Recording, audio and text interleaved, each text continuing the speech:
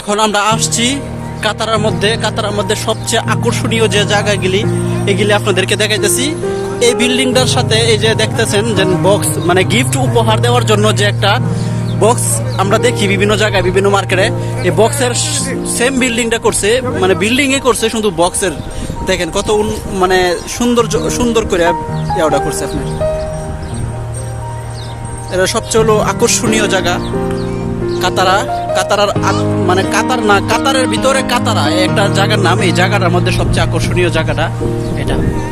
সাথে কিন্তু এটা কিন্তু মানে অরিজিনাল পাহাড় না, এটা কিন্তু প্রকৃত পাহাড় না, এটা কিন্তু কাতারের সৌন্দর্য বাড়ানোর জন্য এই পাহাড়টা তৈরি করছে।